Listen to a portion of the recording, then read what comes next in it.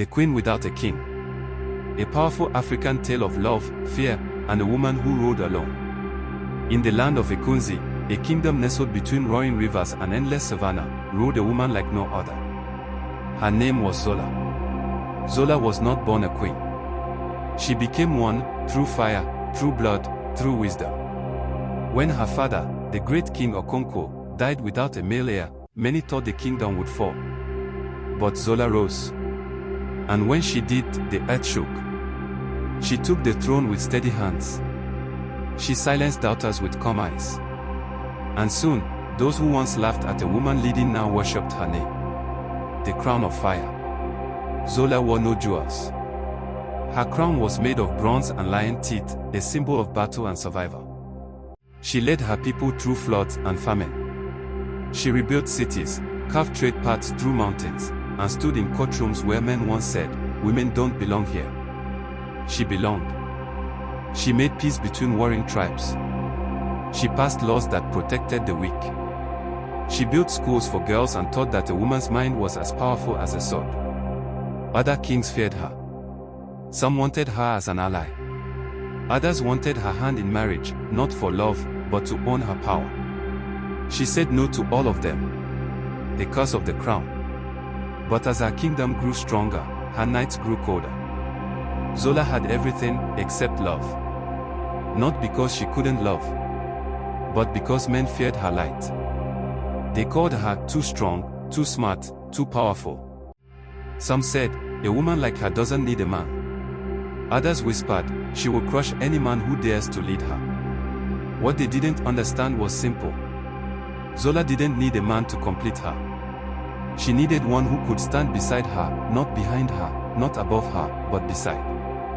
But that kind of man was rare. Visitors with hidden agendas. Men came from far lands.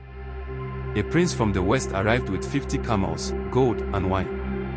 He asked for her hand and said, "You will be my queen." Zola laughed. "I am already a queen," she said. "If you want a woman to obey you, look elsewhere." He left in shame. Another came, a general known for his victories. He said, "Together we will rule. But you must step down from the throne. It is not a woman's place." Zola dismissed him with one sentence. "If I can't be queen beside you, I will be queen without you." The loneliness of power. Behind her strong eyes, Zola sometimes felt alone. She watched couples walk the palace garden, hand in hand. She longed for someone who saw Zola, not just Her Majesty. Someone who would love her in silence, not just praise her in public. But the higher she rose, the smaller the circle of men who could meet her as equals. Most men had never been taught how to love a woman who didn't need saving. They had been raised to lead, not to work in partnership. And so they feared her, or tried to change her. And every time she opened her heart, it ended in disappointment. A glimmer of hope. There was one man who knew her before the crown. Teboho, her childhood friend. He was now a wise trader. Quiet. Grounded. Unimpressed by titles. When he visited her court, he bowed, but his eyes still saw her as the girl who climbed trees, not just the queen who ruled kingdoms. One evening, she asked him, "Why do you never look at me the way others do?" He said, "Because I know who you are beneath the throne." Zola smiled. She wanted to say more.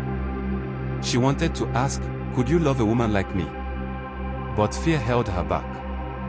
Not fear of him, but fear of hope. Even love, to her, felt like a battle now.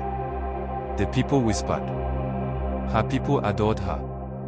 But behind closed doors, they wondered, why is our queen still unmarried? Will she die without an heir? Can a woman be complete without a man? Zola heard it all. And every time, she remained silent. Because no answer would satisfy them. And no marriage would silence their tongues, unless it was her choice, not theirs. A different kind of strength. Zola stood before her people one day and said, "They say a woman needs a man to be complete. But I say a woman needs peace. A woman needs purpose. A woman needs someone who sees her strength and doesn't try to dim it.